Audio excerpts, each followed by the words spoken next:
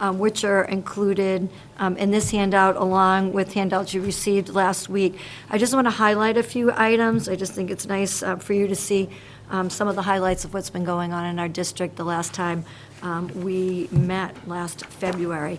So some of the images you can view at your leisure, but I also wanted to mention that this budget includes no additional positions. This is a level service budget, and our focus is sustainability so that we're all able to continue our efforts to move this district forward, provide the needed resources for all of our children, and support the academic success of our district. So if you look at slides 2 and 3, as you know, the opening of our new middle school marked a significant milestone.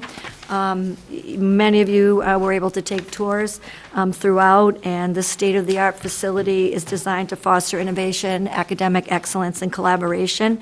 We have advanced technology, flexible learning spaces, modern classrooms, and it really provides an excellent environment for our students to thrive. And then, of course, the ribbon-cutting ceremony highlighted this town's commitment to providing high-quality education, ensuring that students have the resources that they need to succeed. If you look on page 3, I just quickly want to bring your attention to that image on the bottom right. That's a highlight. That's a grade 6. That's their building and testing bridge structure. That's a highlight of the year in our science classes for our kiddos. And they're given specifications of popsicle sticks and 10 by 10, and then they go with it. And they're tested to determine their weight or their load.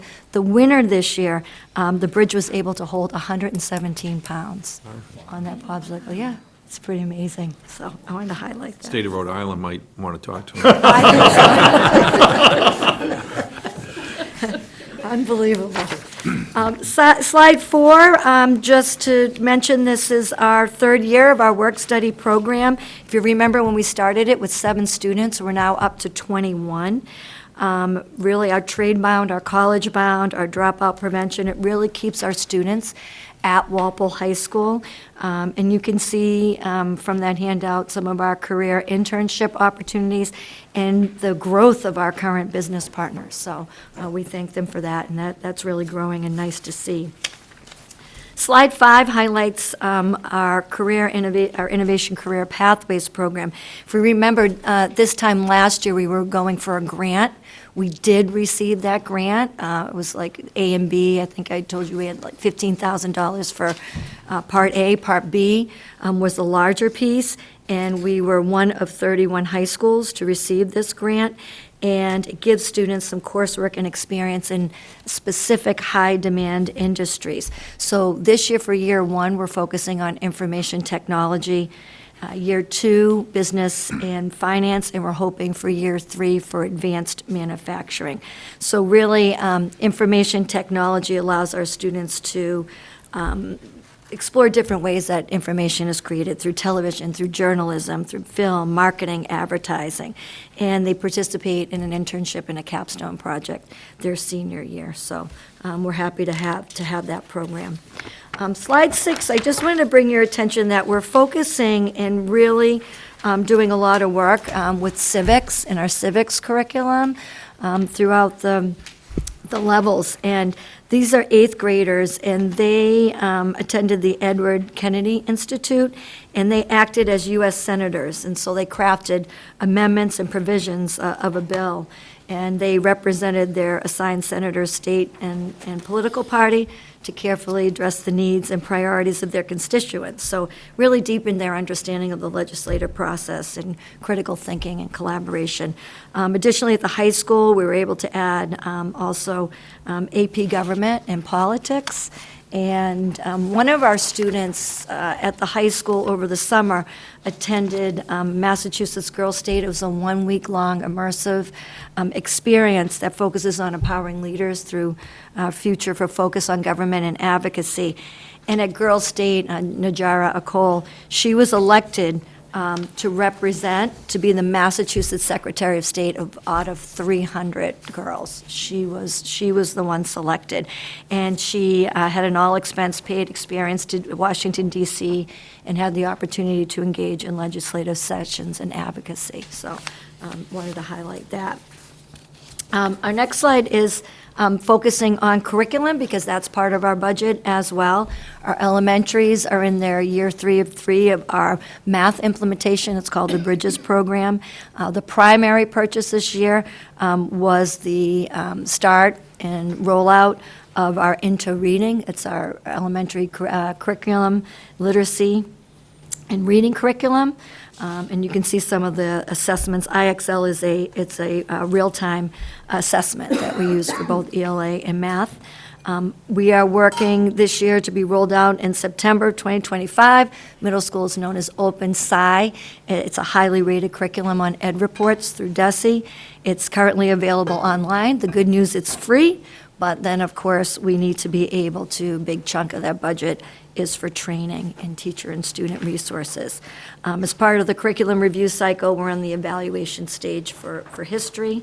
And then at the bottom right, I remember, Josette, sometimes you're always asking about fact from fiction in terms of what we do with our students. So with the new middle school, we have a grade 6 informational reading and writing semester course that goes from journalism and how do they document their work, from being an investigator of how to find reliable information and separate fact from fiction and news, and how to do research and how to be a digital citizen. For that. So if you're ever interested in more about the curriculum at school committee meetings, we have our department chairs, and they present a really nice job of the curriculum that goes on throughout the year, and a lot of times they bring students. We just had one on history with the new AP government, and it was absolutely fantastic. So they give you some great information. Slide 8 is just our demographics to give you our numbers. When you look at that high needs at the bottom, that is a combination of our English language learner, low income, and students with disabilities. This number sometimes is a little off. It's not as updated as the numbers we have. It is up from the October 1 SIMS.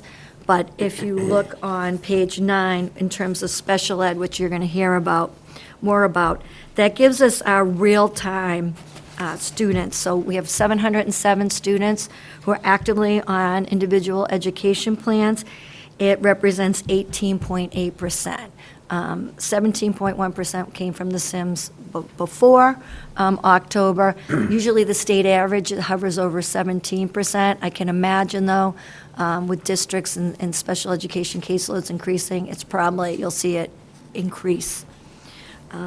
Our total number of out-of-district students in out-of-district programs is 50. Those include tuitions currently on the books, referral packets that we have in process of students who may be either going out or going into 45-day placements to be evaluated. And just as another reminder, our Home for Little Wanderers, we manage the cases, but we don't pay the tuitions. But we are programmatically responsible.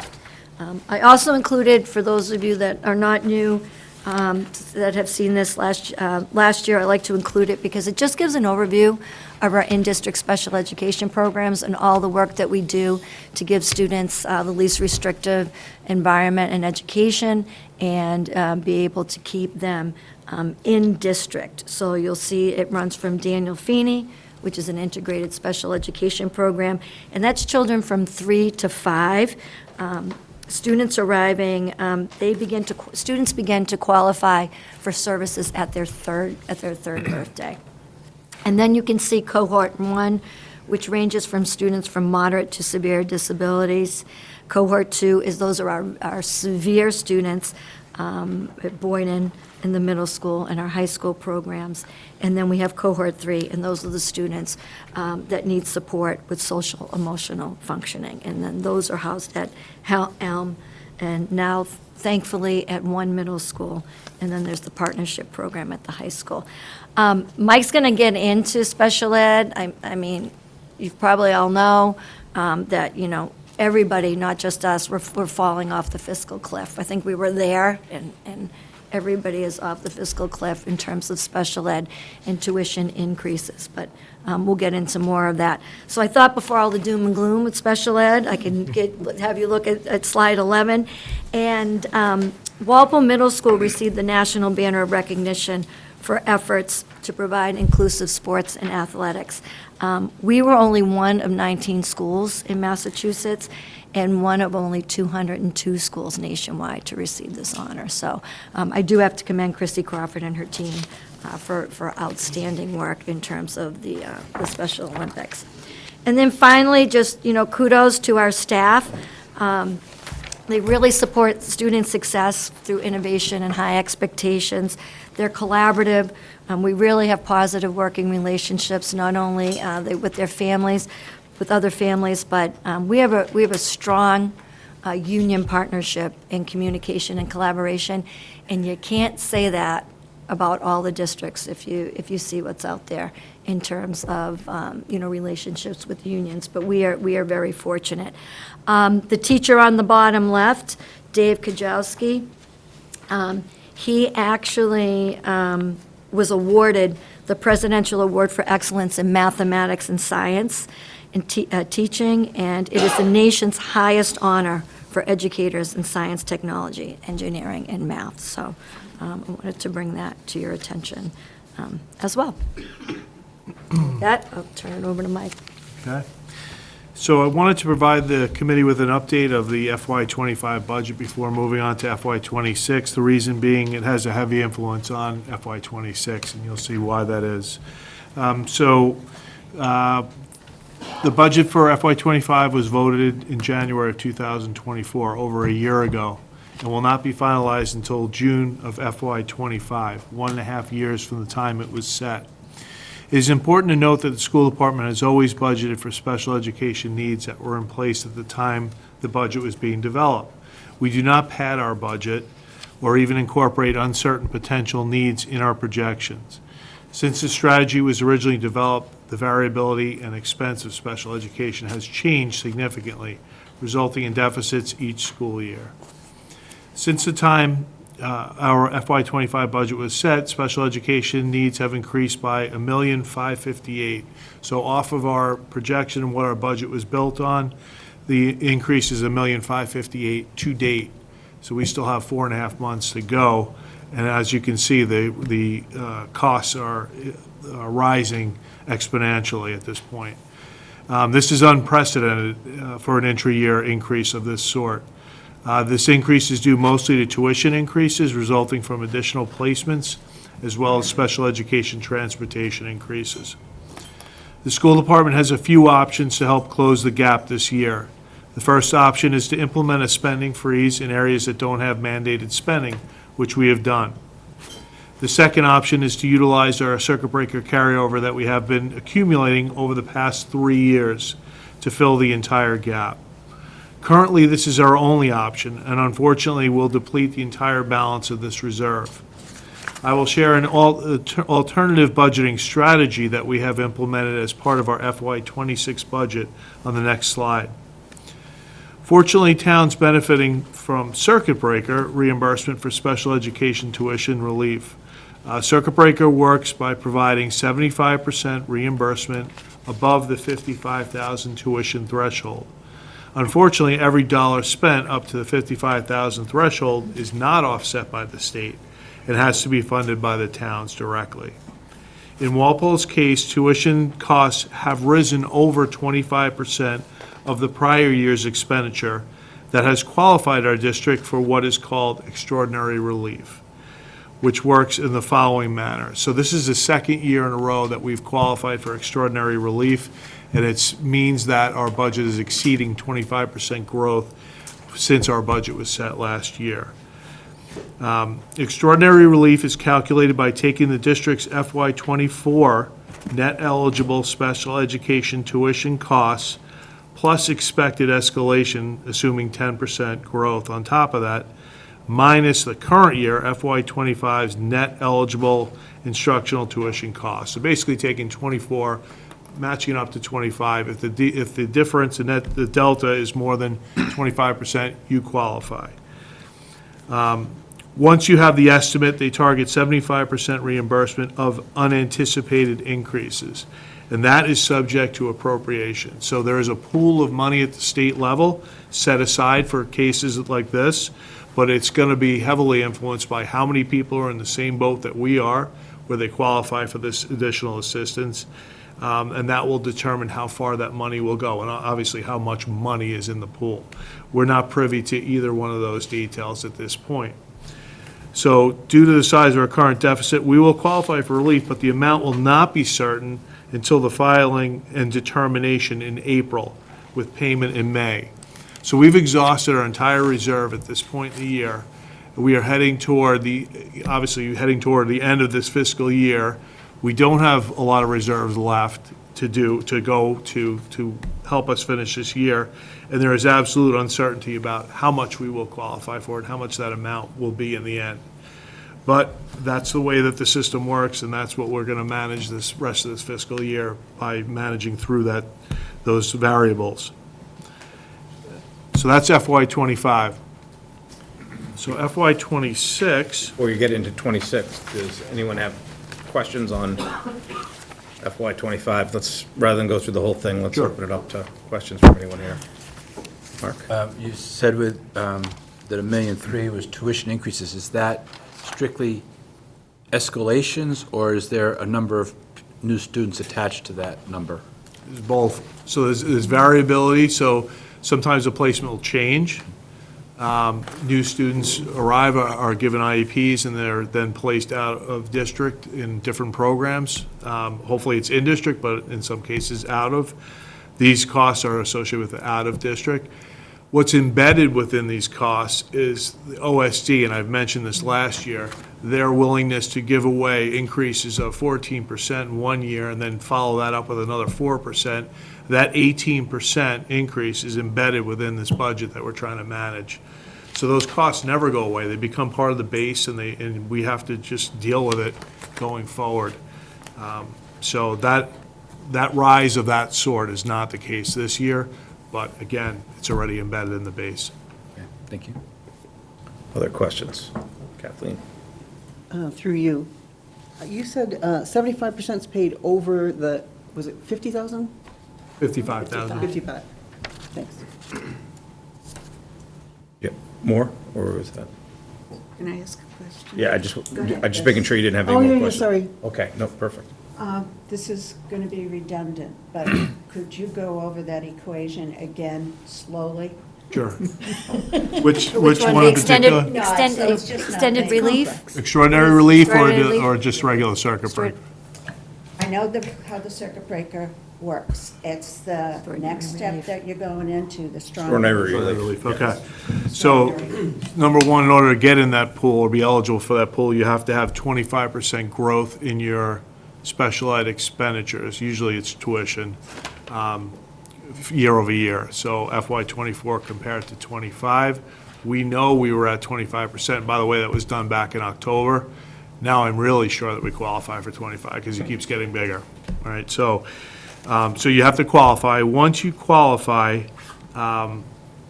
it's calculated by taking the district's FY '24 net eligible special education, instructional or tuition, so it could be related to staffing as well as tuition, costs, plus they add in an escalation of 10% into that formula.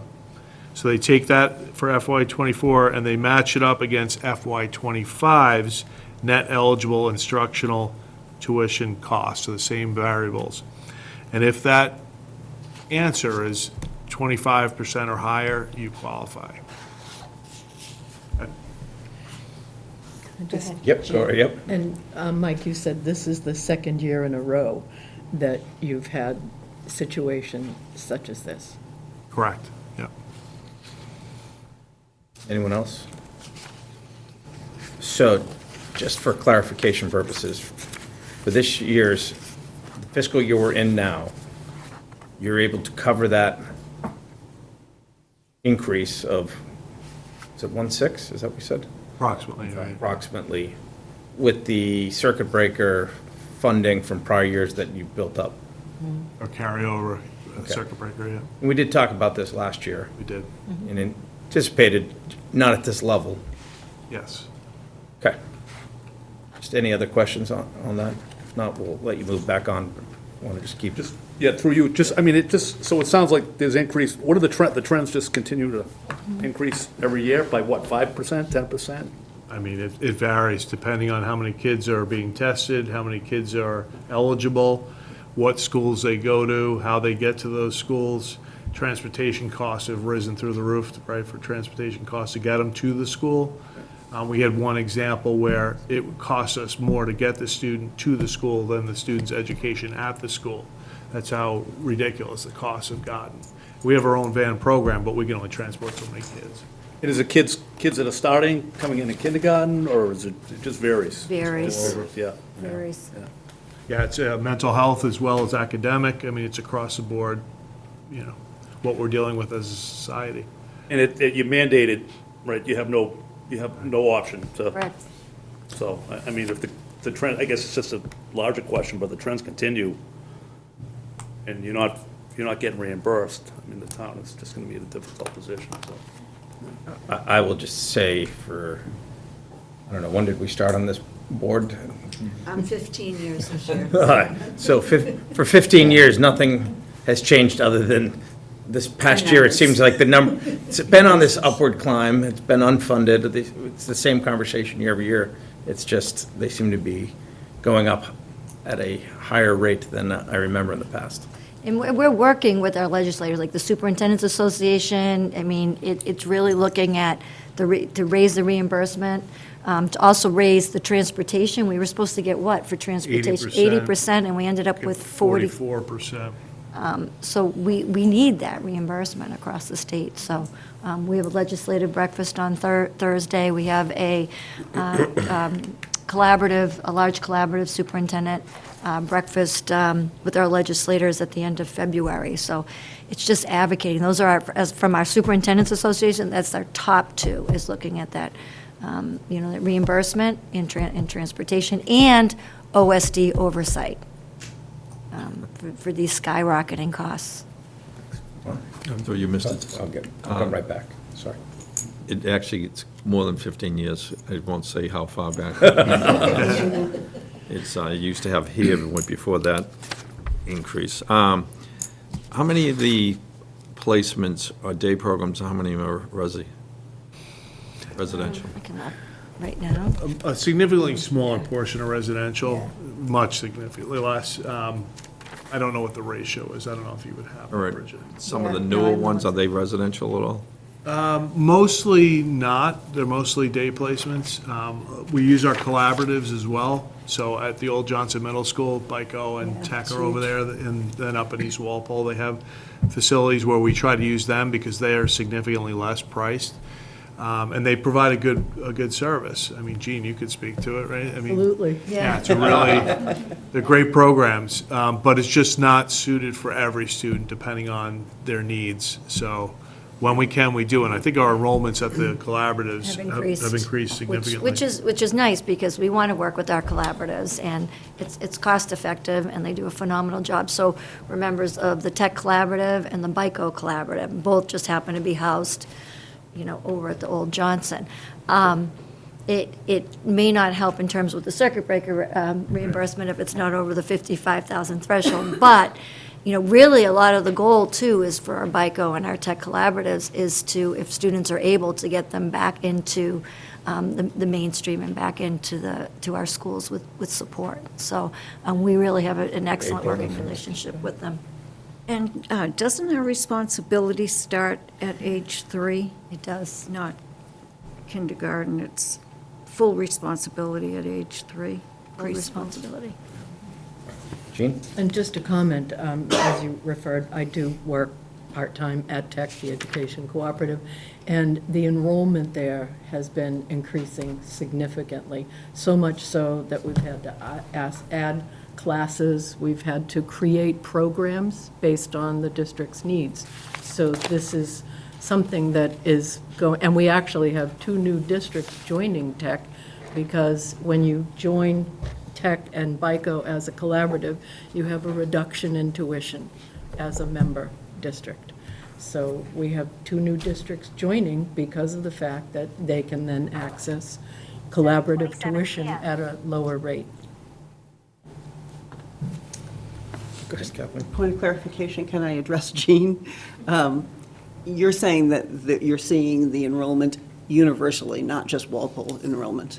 Universally, right. And that's why there are 2 additional districts joining, because they have significant needs. They may have students there already, but knowing that they may have increased enrollment and placement at Tech, it behooves them to The be discount looks part good. of, as a member. Okay, thank you. Are you getting, this may be redundant considering comments that was just passed, but is it more of outside children coming into the collaborative as opposed to Walpole residents at this stage? It's a combination. It's not, we have students that come in, through Walpole, through preschool, as April mentioned, 3 years old, and then we do have some move-ins. But when you're looking at, I was just looking at the, we did some look back on the out-of-district enrollments to see, is it, really exponentially high? But, currently, right now, we're at 50. Last year it was 43. So it just shows you how much the cost has gone up. 2017, it was 55, we had 55 out of district.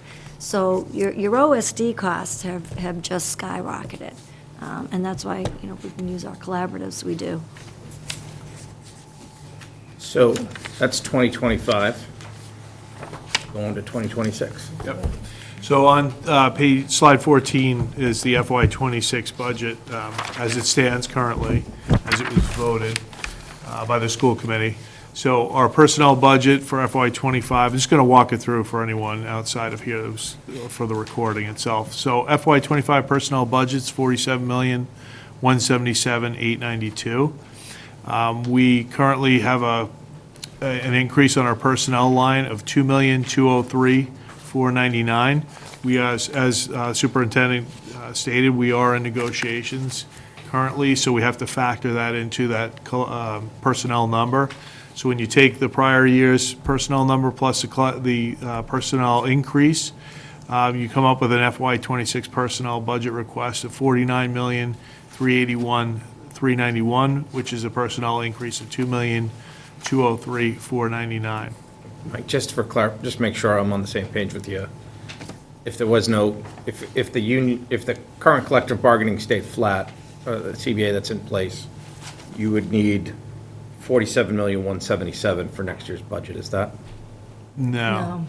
There's always going to be cost of living adjustments and that kind of things. What we don't have the luxury of is a set contract. Oh, since you're trying to estimate where it's going to come out. Yeah, we're in negotiations right now. Okay, thank you. We're not beyond the contract. It expires at the end of the school year. Yeah. Just for clarification, so this is the 47,177 as of the status right now before any collective bargaining, other than some things, some increases?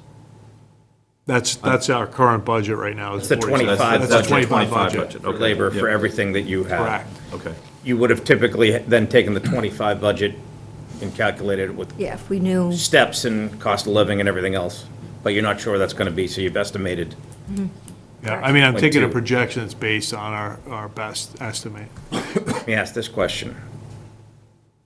If it was, do you know what the 2.2 is now? What would it have been if you applied this, That would show. kind of stayed flat? I don't think, I don't think sorry it to did. speak up, but I Fair don't enough, think. fair enough.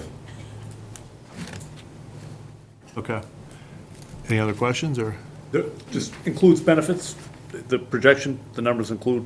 No, Now, Street salaries. it's on our, that's what we work on. So the committee at the last meeting didn't vote on the benefits, so all the benefits of the school and town employees are at the back of the budget.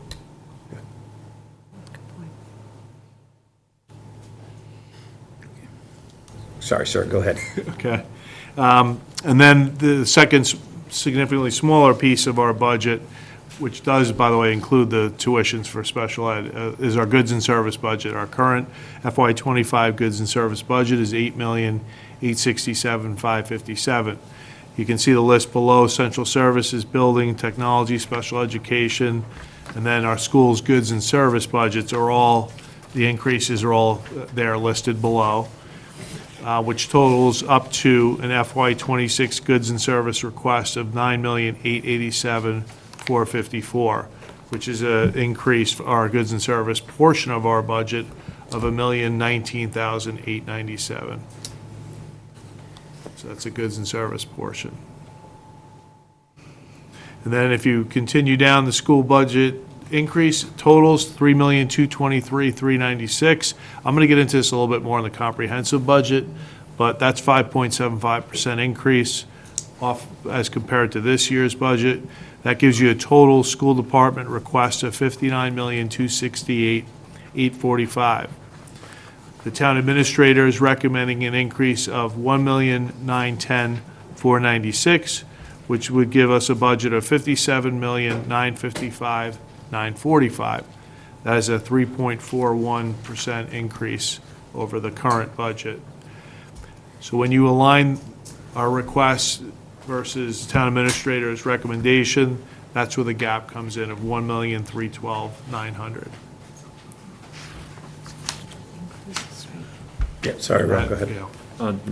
To you, Jim, the increase that you're putting in, how did you arrive at that?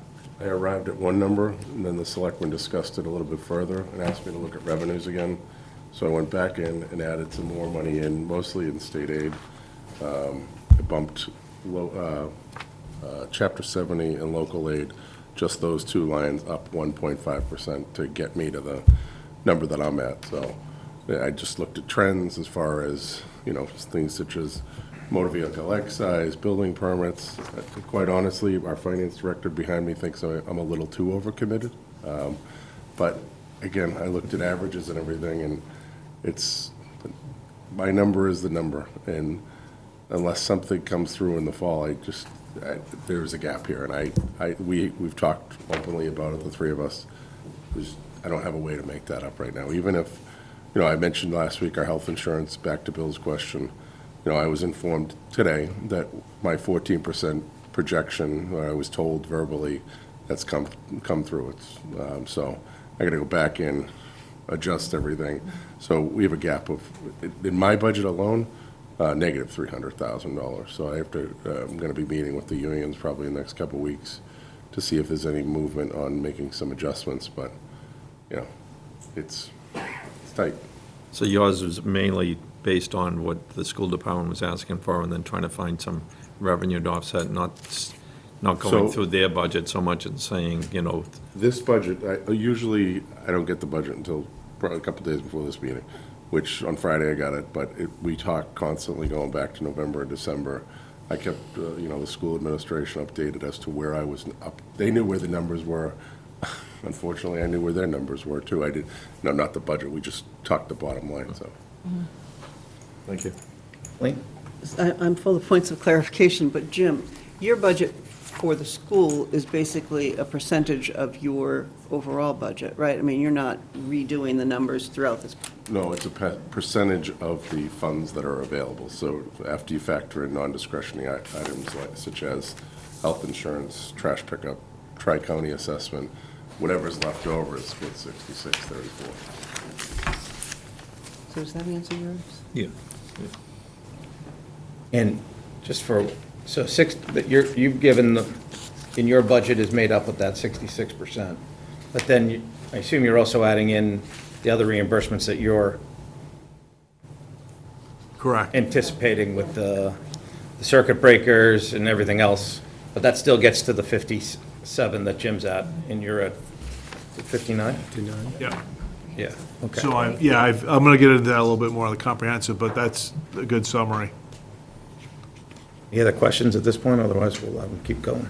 Sorry, just the last one, just as far as Medicaid reimbursements, grant accounts, I mean, can you forecast those? They look like they're on track. There's no surprise, hopefully no surprises with Medicaid reimbursement and what you're Medicaid projecting. reimbursement's It's us. there. It's ours. It's in the- But will that Actually be, will that get be that steady? in- You're pretty confident that It will be? fluctuates. I mean, last year it went down. This year, fortunately, it's going up by about 100,000. So that allows us to charge off some people that weren't in it to it. So we're able to do that. But we usually get that at the fall town meeting. So that Medicare, it comes in as a local receipt throughout the year.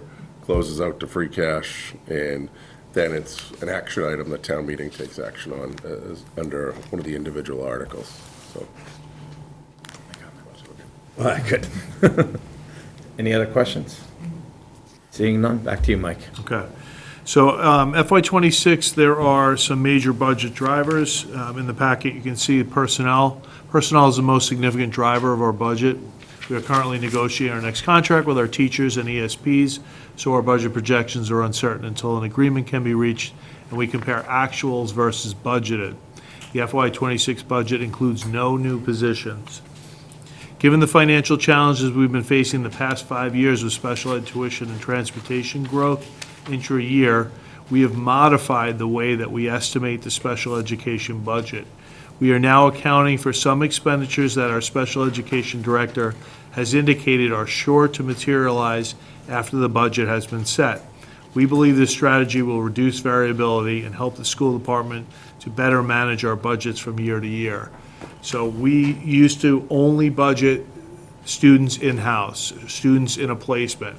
We didn't look ahead to what's coming. We simply budget. That's the way we had always done it.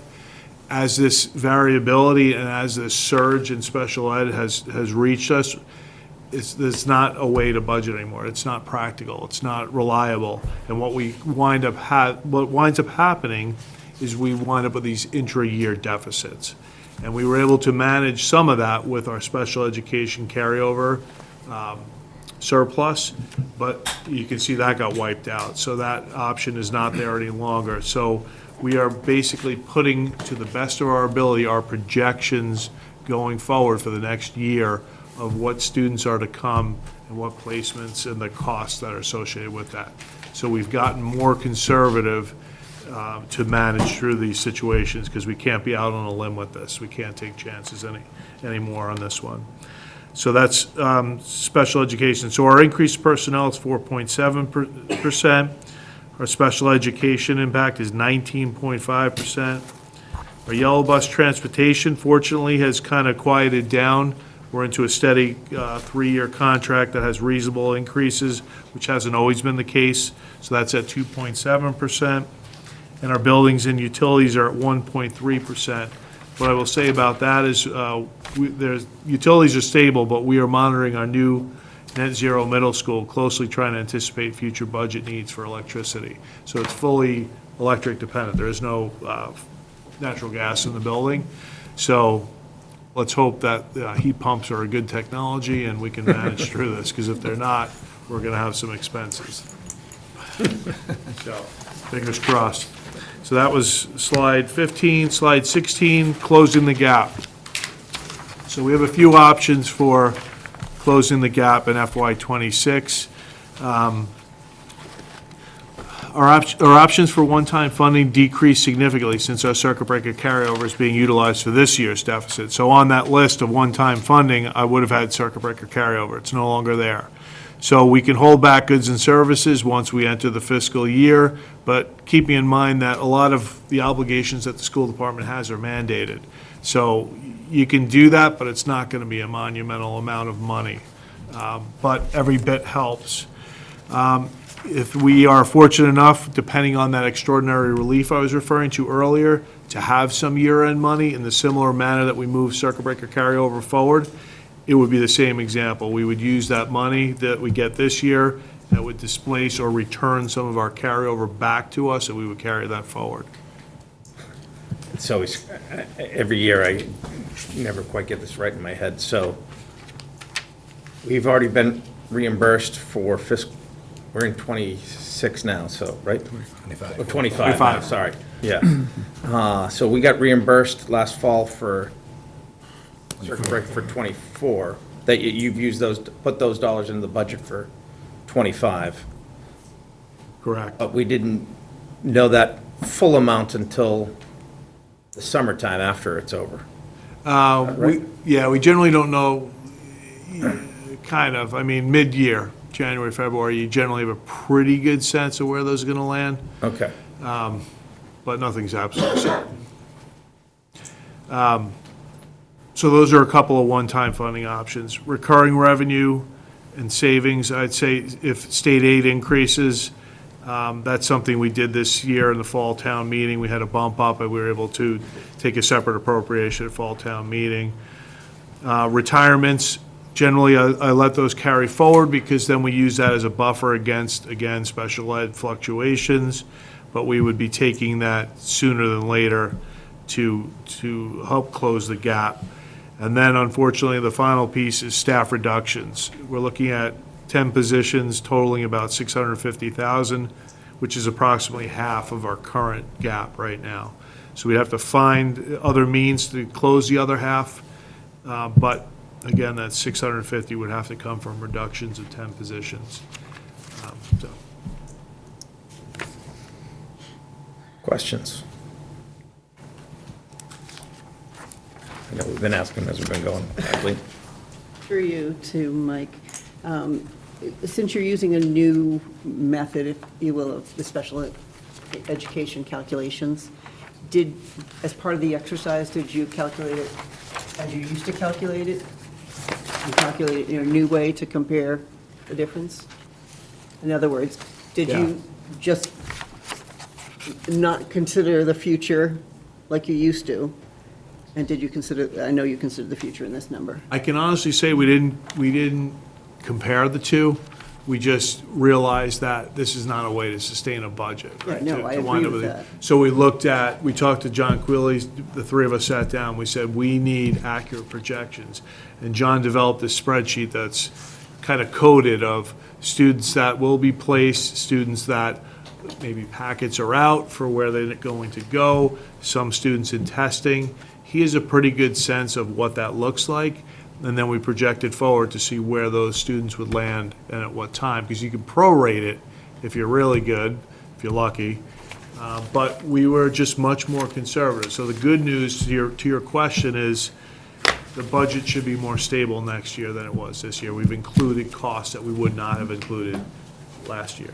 But it's impossible to predict the kid who moves in from out of town. I mean, that's always going to be a special ed issue. It's also impossible to project where a student's going to be placed, and that could fluctuate 50 to 100,000 depending. Sure. So this seems more responsible in terms of more conservative, as you said, but you still could have big swings, and that's nothing you can do about that. Correct. Yeah, go ahead. Kids going to Tri-County and the Aggie, are they included in the tuition collaboratives, or do we pay? It's a separate. Separate line item. It's separate. Yeah, So, part of the education budget, but it's two other separate lines. So they usually just send us an assessment notice, and here's the number of students enrolled here, here's the cost per student for the most part. So, Jim, is that part of the 66? That comes off the top. Comes off the top? Yeah. Then goes from there. So, if I've heard correctly tonight, we've got a 1.31 million budget deficit for the towns, for the schools. And then with the healthcare coming in, you've got another $300,000 deficit. So if I'm unable to get that down, that'll be another 200 and a $100,000 deficit on our end. But really, we've got a $1.6 million deficit between the, Yeah. for the whole town budget. Is that a fair statement? Yeah, that's fair. From projected revenues to projected expenses? Yes. And refresh my memory from last year, we had a $500,000? It's significantly small. I don't remember the exact number, but Yeah, I think in it that was about ballpark, I 500. I feel like believe. it was like 545 or something like that. And at the end of our meeting session, we approved a budget.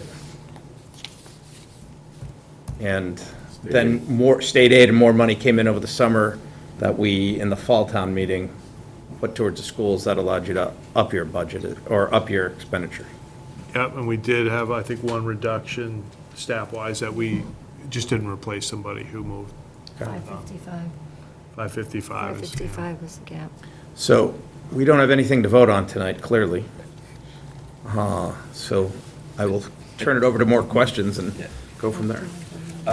Through you, on the special ed tuitions, there's a new line item for out-of-state schools. Is that something where we're going to be responsible or going forward, or is it a case of the family was in our district, they were responsible for them, Now they're moving out of state, and we're only going to cover them for 1 year. April 1st. The out-of-state is one student who is going to school out of state. That was not, we didn't have any students that were out of state. So the family last year. still resides here, and we're going to be responsible for that tuition Correct. going forward? Okay. I was going to go over the comprehensive, I was going to go over the consolidated, if you guys And then want me to. FTE report. And then the FTE report, which is usually what we go over. It's not in the The PowerPoint. comprehensive is the one that has the yellow highlighted. Sure. Okay, so the numbers are very similar up above. You get a better snapshot with the percents next to it of our budget compared. So long and short, the numbers are the same here. The FY '26 request is $59,268,845 is the school's request. Town administrator is recommending the $57,955, $945. That's that $1,312,000 gap, and that's the local appropriation portion of the comprehensive budget. Down below, we've highlighted this year, hopefully yours came out as highlighted. Yes. And the rationale there is because we wanted to draw attention to the things that are like absolutely critical to the operation of our district. One being the circuit breaker, right? We talked about that, how that money comes in. This year, it's gone up significantly. It's up to 3 million, almost 3,000,001. That number will probably come in a little bit higher because as our expenses grow, so will our reimbursement, but that's kind of a guessing game of sorts. But you can see that's 1,192,000, and that looks great that, wow, you have additional money coming in-house. But remember, it's to pay off costs that you've been handed or you have to fund. So that's the circuit breaker. Circuit breaker carryover was the balance that we had. It was up to 1,830,000 without getting too far in the weeds. It's really 1,630,000. It was about 200,000 that the state lent us as part of us helping us get through last year. That's called reserve relief, but long and short is it's 1,600,000, and it really doesn't matter because the whole thing is gone to pay for this year's deficit.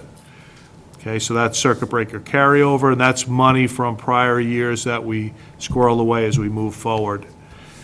Medicaid reimbursement, as you can see, it went up by approximately 122,000. And that will help our budget, and that will help offset some additional staffing there. And then McKinney-Vento is an obligation for homeless transportation. It's a federal mandate to transport students to placements outside of the town or into your town if they are homeless, and we get reimbursement for that, and that's that revenue that you see there as well. So that ticked up a little as well, which will help as well. So these are absolutely critical. The one piece below that I want to point out is the IDA special ed grant. We call it Grant 240. This funds all of our, half of our ESPs, our aides that are in classrooms, as well as our procedural assistants. That's primarily what it does. But that million, if that million went away, we would have to move those expenses up into the appropriated budget, which obviously the impact would be $1 million hit to our budget. So that's a federal grant that comes in through the state. So we're keeping a close eye on that one as well, given what's going on at the federal level. But there's no indications that that's going away, and I'm not trying to project that. So those are the really critical pieces. All of the things behind this are special ed mandates, and so this funding is absolutely critical because you cannot walk away from mandates. You have to provide the services for them. So the top piece is reimbursement. That comes back into us. Letter C, the offsets are services at a dollar value that are provided, that we provide, that are offset by the categories that are listed here. So with transportation, we collect parking fees. That money goes directly towards the yellow bus contract and offsets that. So that's where that money goes. Athletic fees are receipts, gate receipts, athletic fees that are collected that help go to pay for a myriad of things associated with athletics, such as transportation, transportation, referees, things of that sort that are necessary to run an athletic program. And then Booster Club. The Booster Clubs, we think there's a lot of things that happen outside of our budget, but directly helping our budget is a $75,350, which you see in '24. but we feel like 300,000 is more what they're contributing year over year. And they do some of these things off on their own that still benefit us. Preschool is healthy. We collect, obviously, preschool fees, and we pay as many staff as we can with those fees, which are not a lot, because it's not a lot of money, but it does, again, help. And that is, preschool is another special ed, really, obligation to provide services for our young preschool-age students. That's what the intention is. Extended days are a before and after-school program, very robust. Currently, there are 7 custodians being paid out of that account. If extended day went away, those 7 custodians would have to go back into the operating budget. So we work really hard to preserve that, offer a really good service at a reasonable rate. In the meantime, help our sustain 7 custodians within our budget. It's about over $400,000. And then extracurricular are just extracurricular funds that we collect that pay for after-school activities for students in our buildings for a variety of things outside of the regular school day. And then, I'm sorry, parking, I should have said this. Parking is the fee that goes to offset the yellow bus contract. $35,600 is in-house. The amount up above was the fee collected for the buses. We charge $300 per year for a student to ride the bus. So that top line is that fee. The bottom line is a parking fee that also goes towards the yellow bus contract to offset it. And those are the offsets. Any questions on that so far? What is that?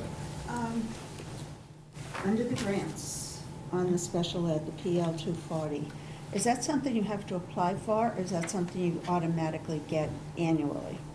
You don't automatically get it. You would know Yeah, better. you still have to fill out, they require everything, just like your Title I, your Title II, your Title III. It's a pretty comprehensive application process. You just have to make sure that you're submitting the appropriate data that the state requires. And then they will allocate that money for you, just like Title I, Title II. We level funded the other ones because we just don't know what we're going to get.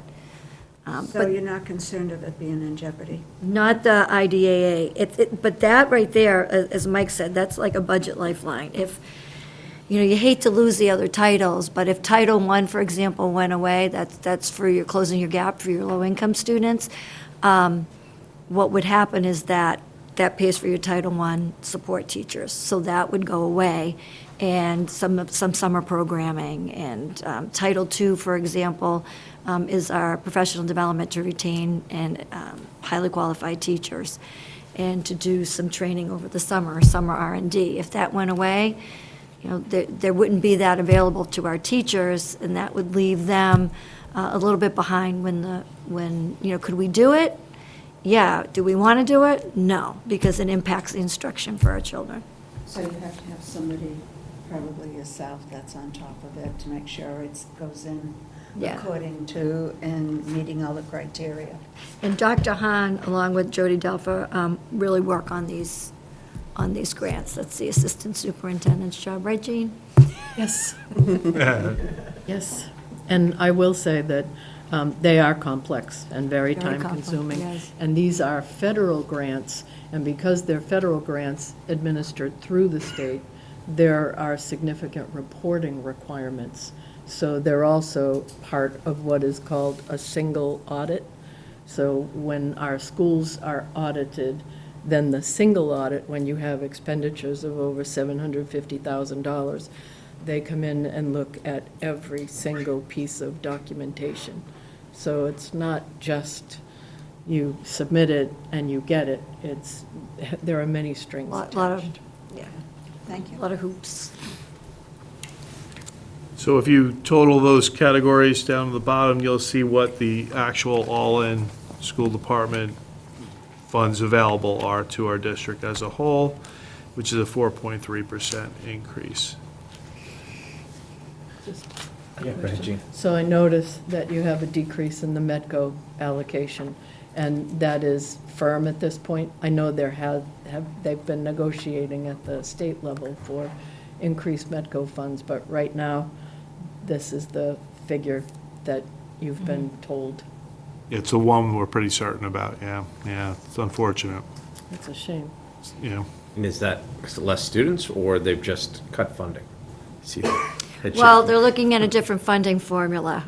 It used to be that depending on what your cut students, you funding, they could just be, changed the math. yeah, you could be held harmless, and it's changed, yeah. Gotcha. That's pretty much it. Right. That's been here. My oldest son is 60 years old, and there were Metco school students at Plimpton School Wow. when he was up there. So that's been in this community for a very long time. Yeah, we have a total of 39 students this year. Other questions? Okay, that's comprehensive. I was going to do the consolidated. Sometimes you guys have questions about particular lines. If you went through the budget, the goods and service budget, and had a question. There's some redundancy here. You'll see the salary line on the bottom matches the salary line on the comprehensive, matches it in our PowerPoint. But I'm happy to answer any questions. It's pretty self-explanatory after we went over so far, but do you have any questions about particular parts of the goods and service budget? Anyone? Going once? Jean? Instructional technology, is that just the cycle of refreshing technology and the cost has increased because you're doing your 3-year renewal or however the cycle is? Yeah, that's the largest increase is the networking and telecommunications. So that replaces the end-of-the-year life equipment and then the renewal of different licenses. Does It not does. include Chromebooks. Thank you. Yeah, It's a separate entity. I'm That's gonna have to separate. go Oh, to okay. capital for that. There goes, yeah. It's our fall capital funding. And I had tagged special education, but you explained that. Doug? I don't have any specific ones about the consolidated spreadsheet, but we got a host about something else. I watched your budget presentation. I missed it this year. I couldn't attend in person, and I found it much more helpful to have this in front of me as I listened to that presentation. So a lot of the questions that I had tagged were answered through that, especially with the special education. But I did have a few. And I'm just going to start, I guess I'm in Dr. Hahn's Goods and Services piece. I'm looking at, I guess it's page number 30, line item number 98. And you may not have to look at it, but during the conversation, there was a comment that was made about the PSAT exams. And so I noticed, I think it was Dr. Imbush. Yeah, so I'm just looking at a redundancy here. It's funded under the goods and services budget at 12,000, but it's also funded under the high school budget for 7,000. So I'm not sure why it's in here twice. Now we can look at that. Doug, you may have found. What line maybe item, 7,000 item for the smaller. high school? You look at the line item for bills. It's, I guess, page number 43 of 52. Line item for Walpole High School? It just says, well, let me see, make sure. 74? 74, yeah, I'm sorry. Yeah. And then we gotta look and see where it is in bills. It's number 98 for him. The description is a little different. One says 9 through 11 for the PSAT assessment. The other one says PSAT for grades 11 and 12. I'm sorry, 10 and 11. But it seems to cover, One's an maybe not assessment, ninth grade, but Yeah, that's what we have to look if one's an assessment and one's the actual delivery. We can, I can confirm with Dr. Hahn. But if they're different, that's fine. I just, to me, that, I guess, wasn't terribly clear in the justification, but you know what it is, so that's Yep. fine. One of the Walpole High is the one that they give in October, but we'll double check Dr. Hahn's. I know there was a comment that was made about calculators, specifically the TI-84s. I'm not sure, there's an allocation here, and I'm not sure if those are just for certain students, low-income students, something like that. I had to pay for my kid's TI-84. Now I see that there's a line item in here, so. Yeah, they usually will have a set. I mean, if you look at it, That's line item It could be 32. that, it could be if they don't bring them to class and they need Yeah. one, they have one available. It's definitely not provided one per student. Okay, it was too low Yeah. for that, but so I wasn't sure. I saw that there was a new, yep, here we go. This is also the high school program, I guess this is line item 17. Textbooks for a new proposed course for Spanish for native speakers. And I was a little bit, was questioning why are we proposing a new course if we have these budget constraints? I guess one, we don't know if the new course is going to be approved yet or not. It's only $1,000. It's just the way the description was proposed, it just struck me as what's the need for a new course at this point if we're really struggling for everything? Yeah, it's not additional staff. Sometimes courses don't run because of popularity or numbers. So then, depending on sometimes with student choice or what students want, they'll work with their department chair, and that course may be offered for the next several years. But it depends if you're looking at the resources. If it's not or it doesn't run, then they'll look at the curriculum for the ones that they are running. And the title Spanish for native speakers, is that, to me, I don't know what the course is, but for me, that's Spanish for Spanish speakers. Well, Thursday after vacation, the foreign language department chairs will be presenting on their courses, so I'll make sure I send you that Just information. curious, okay. Yeah. No, good Can I question. just jump in on that? Yeah. You would know better than I do, but I know that we offer, in my department at work, we offer Spanish for clinicians, because it's a very specific language, but also because people who grew up speaking Spanish don't necessarily have the grammar that's appropriate to operate in business. So I don't know if that's what Yeah, that and the is. dual enrollment program that we offer, may have something to do with that as well. Thank you. We'll take a break for now. Doug, if you come across a, feel free to reach out to me. Yeah. Yeah. I'll get you the Yeah. answers quick. He's going to find that money, fill the gap, right? Yeah. Other questions? Comments, thoughts? Bill?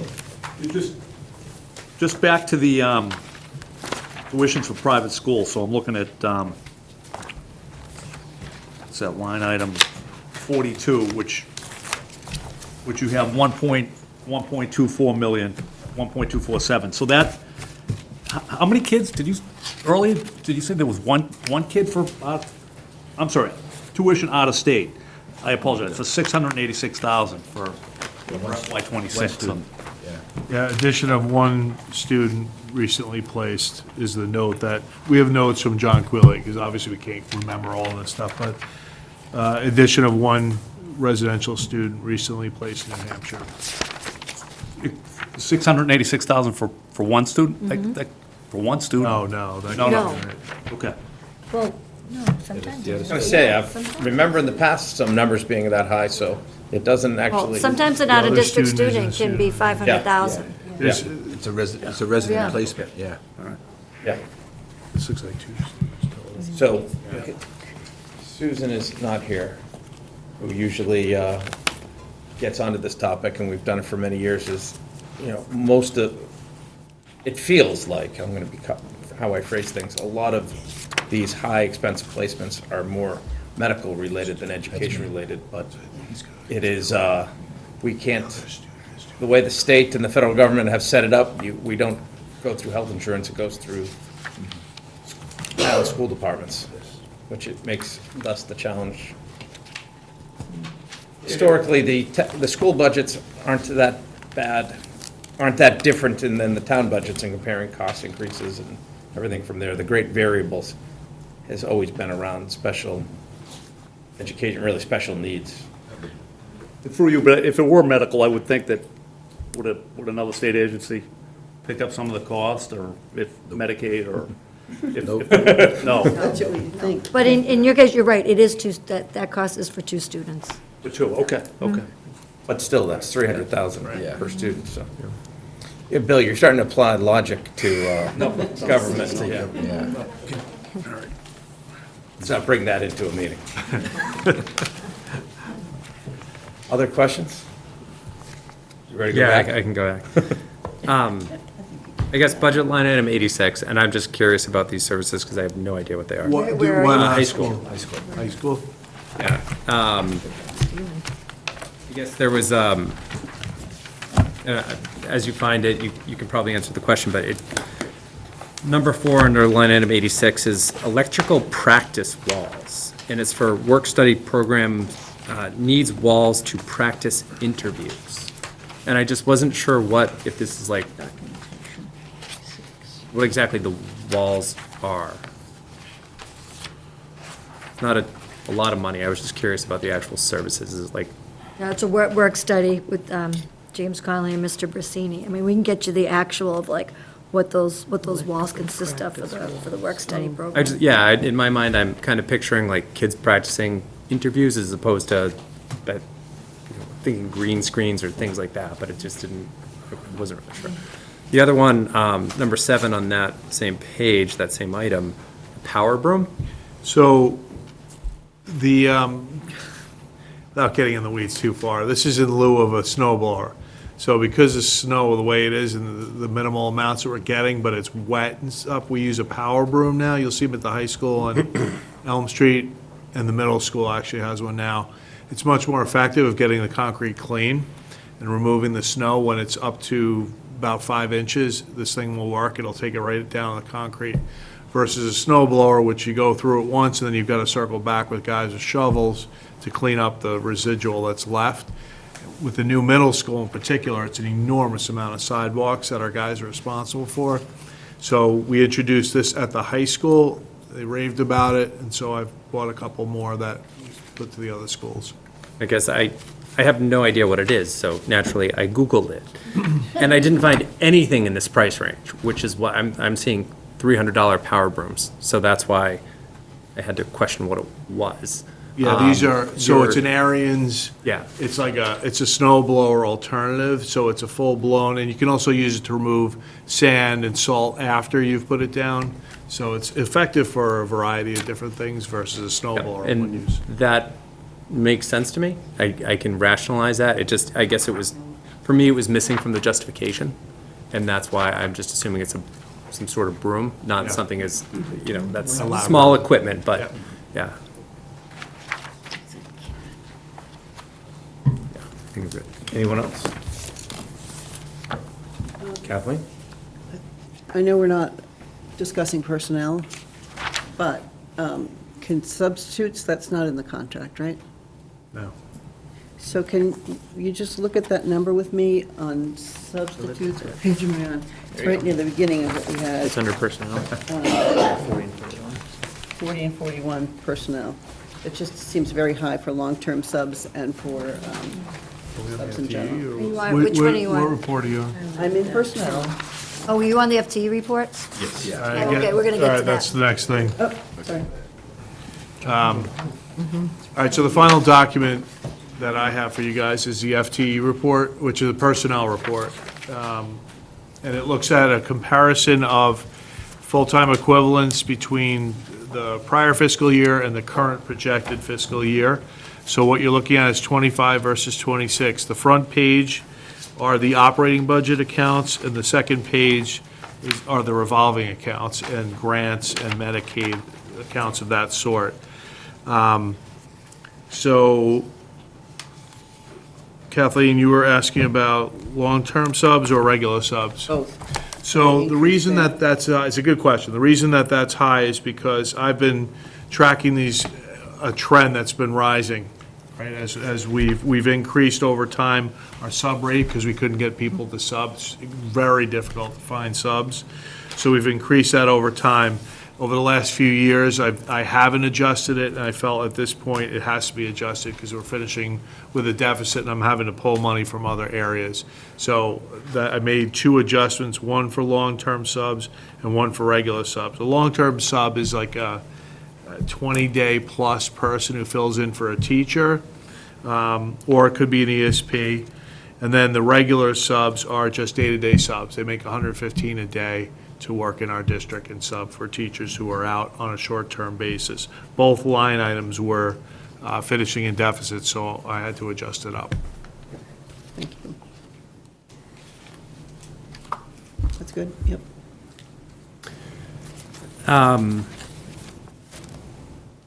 I was going back to the line items. Your last one, because we moved on to the first. No, then I will ask you separately. So Okay, it's a very clerical error, question. okay.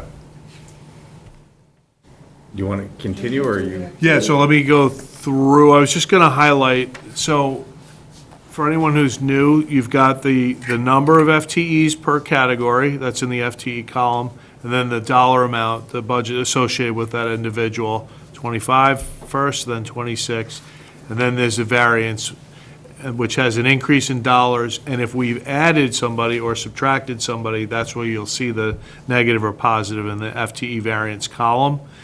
So I was going to move down to line 14, unless anyone has a question above, or you can just ask me a question as we go, but I was just going to point out the changes. School principal, we had Ed Connor was the former principal of Byrd Middle School. He stayed on for us this year, helping out as a dean of students at the high school, and he will be retiring this year. So he is not coming back, he will not be replaced. And so that's that reduction of 1 FTE and the associated dollar amount next to it. Then there's moderate special needs teachers. We reduced 2.4. We did not reduce moderate special needs. If you look on the back page, you'll see the corresponding change. They were put into Medicaid. So remember, the Medicaid number went up. I know that's how I'm moving people into that account, to get them out of the operating, to reduce our budget, and to offset it using the Medicaid funding. So that's the 2.4. So it gives you that net of that bottom school staff of 3.4. Going down to support staff, really not much to talk about there. And then that gives you a net of a reduction of 3.4. Moving on to the back page, I'm looking at the Medicaid, the revolving accounts, and the grant accounts. And you can see that there was a moderate special needs teacher, a 1.15 increase. In full disclosure, we had to hire one additional MSN this year for the partnership program at Elm Street, which is a behavioral program.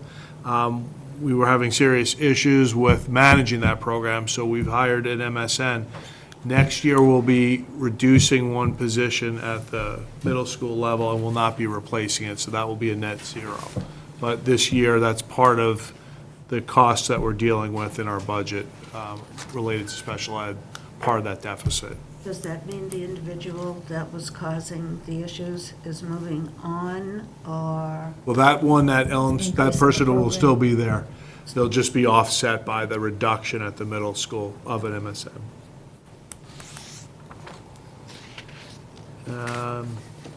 So our net overall is a reduction of 2.26 FTEs for this year.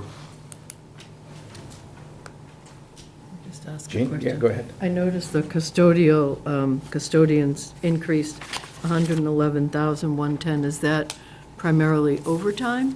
That's related to overtime and expenditures that have just gone up over time. It's also COLA in there as well, any contract increases. We did settle with our custodians. We negotiated and settled this year already with that group. So someone ties in, so if you have a child's IEP comes back and saying that they need one-on-one, how does that, and so you're going to have to provide that service. So that wouldn't show up now, that if you know, the IEP throughout the school year.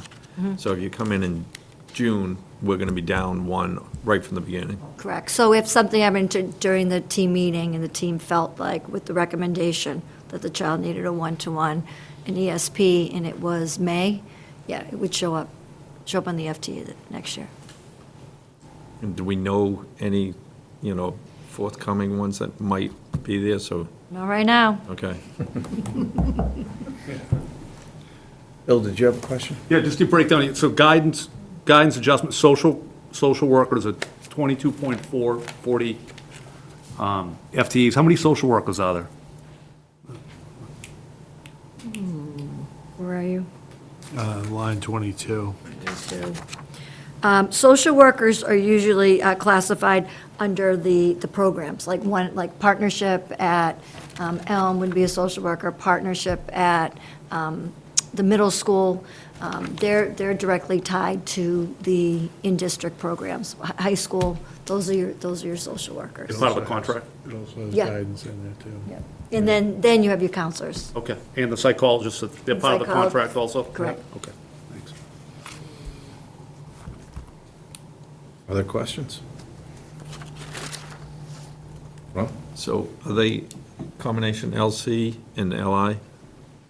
LICSW is, Yeah. so can we bill Medicare, Medicaid for those? And so that's part of the Medicaid Part of reimbursement the as well? Medicaid reimbursement. They bill, Same with the psychologists? correct. So that's part of the Medicaid reimbursement? Correct. Speech can bill. Anything else before we? Just a question about METCO staff. The increase is $8,400 on line 54. Same number of personnel. Is that because of an increase in, That was a migration. I know, we were moving the METCO-related person, director for the program, back into the grant, so that funding should have gone up and removed from the operating budget. So I assume, oh, right here, I'm sorry, I couldn't find the 54. Yeah, so we've moved more of her salary, into the METCO grant? correct.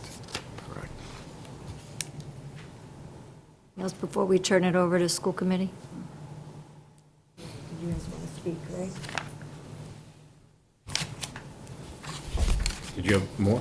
No, just, school committee would like to Yeah, speak. no, that's fine. Any more questions? Thank you. Thank you. You guys? I feel like I wrote down all those questions. I'll get. Don't worry, he's got them organized. Somewhat organized.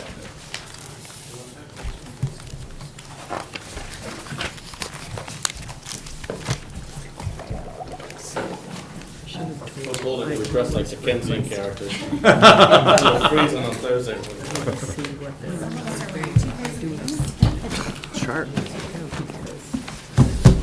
We're up to 71, but it was started at 66. It's nice right here. Yeah, it hasn't made it all the way back Not there. back here. It is not in this corner. Back here. Yeah, you've got I a was clue there, right there. I can assure you, it's not right here.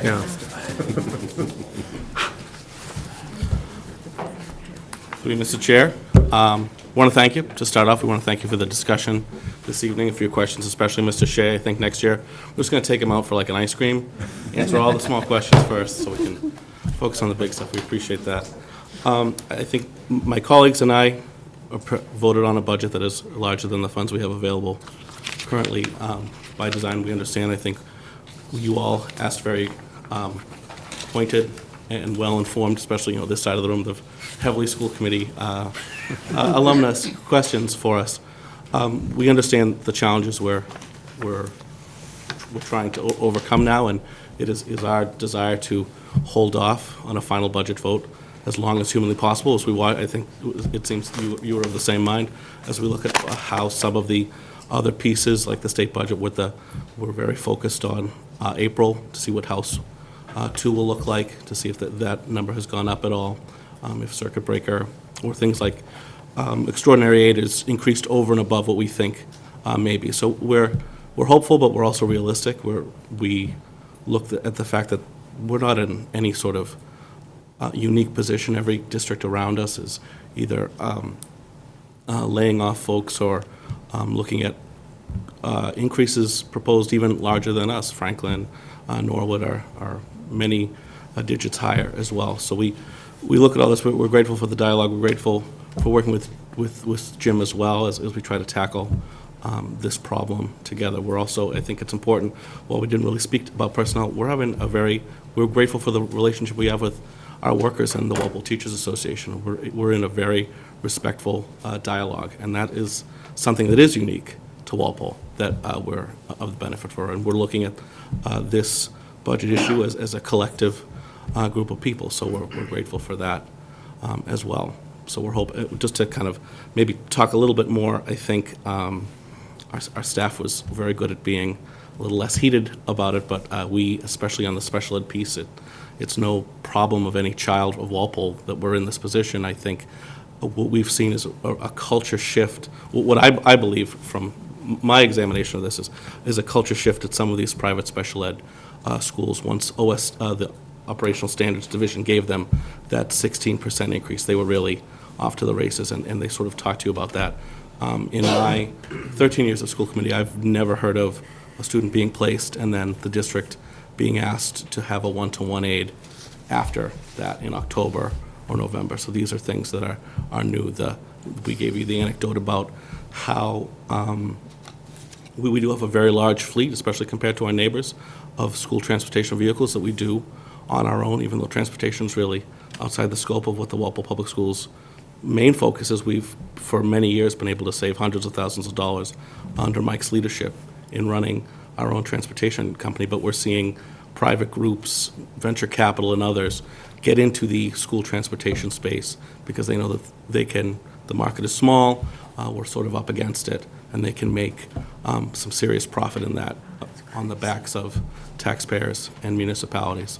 So all these things are sort of coming together in a series of unfortunate events to where we have the budget before you, but we're grateful for this dialogue and hopeful that we can together find some opportunities. We also, we have that legislative discussion on Thursday. We've been working with Rep. Phillips, who has some great connections in the Inspector General's office to really look at some of these increases and the ways in which they've come about and the way they're being passed on to districts, because I firmly believe that we're sort of in a new space with that deserves greater scrutiny at the state level. So, Carrie, do you want to? I'll just add, I think as people have noted already, this is not a Walpole problem, this is a statewide problem. We actually surveyed some of our colleagues across the state, everywhere from Needham to Marblehead to Lunenburg, and they're all saying the same thing, and in some cases, it's far more dire than our situation. We see towns talking about, a special education reserve fund on the town side. We see towns asking, school departments asking towns to subsume the special ed budget on their side as opposed to our side.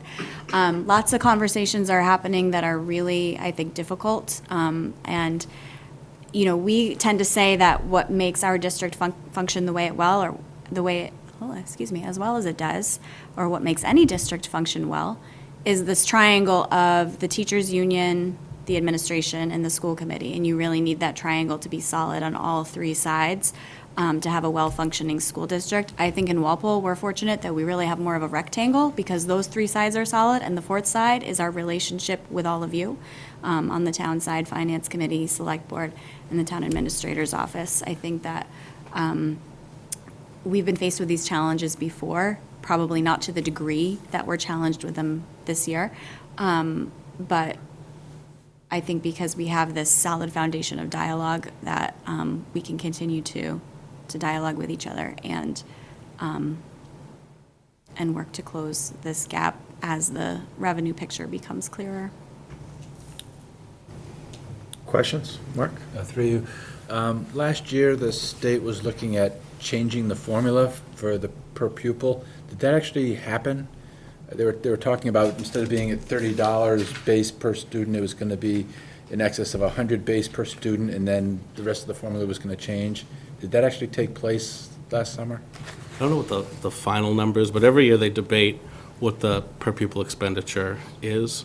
And I think, from some of our preliminary discussions on the circuit breaker side, which is easier to talk about, oftentimes, because the tuitions are kind of galloping away from us, in June, we talked to them and it's all good. We fully funded circuit breaker. We got you that increase. But then when all the bills come in, that number has outstripped it so much that it's not a it's not a full funding, it's number, where are we now, Mike, in the 76, 75 for circuit breaker, for example. So, and the other thing, which, again, it affects Walpole students, and we are all part of a team as our community, that we did get a lot more Chapter 70, and then we got a very large tri-county bill right after that, after 10 years of work with everyone in this room, which we've talked about before, and is utterly maddening, because you do all that work, and it's Lucy in the football, and they change the goalpost on you, to mix metaphors. So I think all those things are, we sort of take 2 steps forward, and we take 1 step back. So we're realists about this, but we're hopeful that we can get some additional help at the state level, but also, I think when we had a smaller meeting with Chairman Crowley, we talked about it's not enough to just keep addressing the special ed, but like we have to work to turn the faucet down as well. So they both of those things have to happen in order for this to be somewhat close to sustainable, because it is just not now, to no fault of any child or educator in our community. Bill, I think that in the governor's budget, that it's $75 per student right now. Yeah. So they do tinker with it. Yep. And that is one of the things that we're going to be asking the legislators to make as an improvement, because we don't qualify for a lot of the state money that other cities in town, or that it's mainly cities, can qualify for. So the minimum aid per student is a big deal for us. And I'm pretty sure that the governor has it in at $75 right now, which is good. It's a good starting place. And generally, unless something bad happens, like we've talked about this a lot, they're reluctant to go backwards from the governor's Chapter 70 and UGGA numbers. So that's positive. Sorry, knock wood again, just to be safe. We've talked, I'm sorry. No, you're good. We've talked consistently the last maybe 3 years, 4 years, about setting up a special fund to supplement some of the special need funds, knowing and acknowledging that this has been a consistent increase in all the years I've been here. It's always, I don't think there's been 1 year, there might be 1 year, during the time I have been here, that the school budget hasn't come in with a gap that's had to be met however we can meet it. And so far, through hook or by crook, we've been able to do it. But it's getting more and more, and I'm not telling you anything you do not know, that it's on the back of the taxpayers. And there has to be something set up, a fund, a line item within the budget. So when you look at how far you're in the hole right now, it's like, where's that money going to come from? But there has to be, in my opinion, some type of a funding or a line item set up to start accumulating one-time funds to supplement, because the way the talk is going right now, and I don't want to get into politics, but you'd be a dummy if you're not, with the way things, because of being a sanctuary state, that we may hypothetically lose some funding. So take that to the end, you lose the funding, the federal funding, then what do we do? And that's a very real potential of happening. I don't have an answer for it, but I really feel that there's been so much talk, and it's beyond the point of talk. Something positive has to come out of all of this. And for the last 3 years anyways, it's talk, we should. It never happens. And I can appreciate where you get the funding, and then we get Tri-County. So, it's taken away from us. But it's added on the backs of the taxpayers. And I know we are all aware of that. It's not like we're trying to pretend it doesn't exist, because it does. And everybody in this room is a taxpayer, probably. So I really think there has to be something, maybe after this situation gets addressed, to be set up for the next budget period, to at least go in a positive step, that we have a line item here, and maybe it's only $100,000 to start with, but it has to start. It cannot continue like this. Am I wrong? Through you. I agree. I don't know how you're going to do this. I've talked to Bridget and Mike about this a few times. We recently talked about it maybe 2-3 weeks ago. A couple years ago, I looked into setting up this, it was a special need, SPED capital stabilization, not a capital, just a stabilization fund. So we talked about it, didn't go anywhere. If, there's nothing preventing, we've done them the last 2 out of the last 3 town meetings, set up one of these. I think the reluctance, as Mike explained it, is, and I don't know everything about it, I have to do a lot of research. I believe you may have to go back to town meeting if they're running a deficit. But, it will take a few years to build up, I think, if our free cash is still looking good. So it won't be an instant, but it'll be a long-term, let's plan for this. Maybe we can get, a few $100,000 in there each, fall town meeting to build it up a bit. But it's going to take some time. Through you. Am I wrong that, we've been doing this, when you're using 1.6 or 1.8 million, you're just wiping the fund out right now.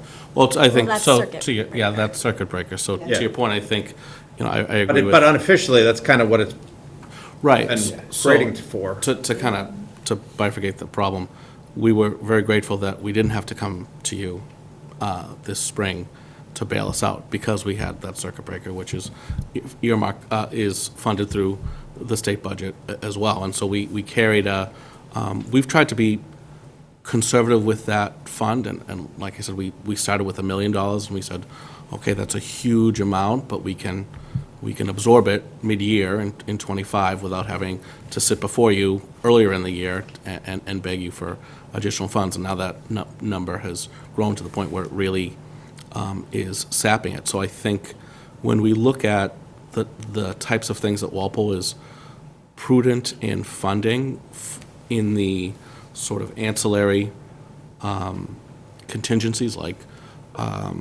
stabilization and like a special ed stabilization, which you would probably have to come out of free cash, I think would be a very wise decision, just because we were able to do it this year. In 3 or 4 years, we may not, if we continue, because circuit breaker is like a wave, we may need to, in the fall, dip into funding if we have a couple of move-ins or something else happens. But I think we, as you can tell, we don't have funds to plan for a rainy day outside of our budget, because we're using all of our rainy day funds because it's raining right now. But I personally, I can't speak for all of us, but I think I'm very supportive of looking at that long-term. I think we had something years ago that we used all of, but I think it's wise, because this circular activity is going to continue.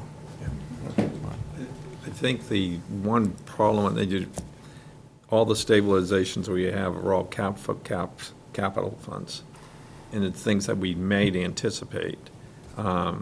These are operating funds, even though we know they're not going to be, we probably won't have enough in an operating budget on any given year. So that somewhat disturbs them that we are setting up. I've thought of this many a time, saying, why couldn't we? But we're setting up an operating fund through a stabilization process that it's not the proper funding process. There has to be something. Yeah. Well, start. Yes and no, because the challenge comes is, The reimbursement you put a process. budget together, Right. and then someone moves in, and suddenly there's, $300,000, $400,000, $500,000 increase. The next year, you're gonna have to cover that. Right. But it's in the middle of the year when you didn't budget for it, that, Yeah, that's. I almost think a better comparison than cap stabilization would be snow and ice, right? Some years you go over snow and ice, some years you don't touch it. Some years you're right down the middle, but you don't know. There's zero way to know where you're going to land by the end of the That's fiscal year. Yeah. A little, but then the state usually offsets quite often on snow and ice. Where's our offset? That's what I'm saying. No, That's- I mean, That's, Yeah. literally nothing has changed in 15 years. It's just the numbers gotten bigger. Right, and to Josette's point, right, like, it's not that proactive steps haven't been taken. I mean, Mike is incredibly proactive with creating this reserve to start with. Yes, he is. Nancy and others have been incredibly proactive with lobbying our legislators, and then, I'm gonna use that Lucy in the football line, right? a great line. It's, Just think of where we'd be if this wasn't all going on Yeah. as a community. I mean, we've got all of the people doing what they honestly feel was the right thing to do, and they have a lot of support from the community. But in spite of all of that, it's not enough. And, I mean, there's only so much we can expect the taxpayers to pick up until the state or the federal government starts picking up its share or stops the mandates that are not funded. That's a fight that's been going on for a long time. I know, and it just Non-funded gets worse. mandates. It is, Go ahead, it's Ron. fortunate. I mean, we've had years that we've had children with, they're costing us $500,000, $600,000 a year, and you come to budget and someone speaks up at town meeting, well, we have someone just moved in that's costing us $500,000. I hope we never get to scapegoating families and kids like No, that. it's- But that has happened at different times, Gene, and it's just, it's not the way you should budgeting, and it's not the way that it should appear, and hopefully that doesn't happen again. I want to put the blame on our state and No. federal legislators. Denny, Go to ahead. follow up on what Josette said, in Susan's absence, Susan was always articulate and prolific about unfunded mandates. We have been experiencing this since the Ed Reform Act of 1993, when we were promised to have a certain level of reimbursement for services, and the state and the federal government have never met that level. Obligation. And we have, and I will say, Susan would bring it up if she were Yes. here. She was very focused on unfunded mandates. And that's essentially what has led districts to have significant deficits. Well, I know we're not going to solve, Well, while we're quoting Sue, I All think a good, last thing I'd like to say while we're quoting Susan Lawson is 15 years ago, because we keep going back to that. The first time I was at a FinCom, I think, and she was very new to FinCom as well, as a school committee member, she said, and I say this every time, is you only get one shot at third grade. And so I think that's where we're coming from, is all this work, we want to center the fact that our students only get one shot at third grade and second grade, and the opportunity to build upon that. So we are going to hold out as long as we can and hope that a number of different avenues may present themselves. so we've been here for a while now. I think it was a good conversation. We didn't solve anything directly. Identified more problems. Are there final questions, comments from anyone? Anyone in the audience? We're good? You got the heat on you, right? It's right here. I might have to switch seats with you. Okay. Joel, so what about enrollment trends? Are more kids in the system, or what are the projections for?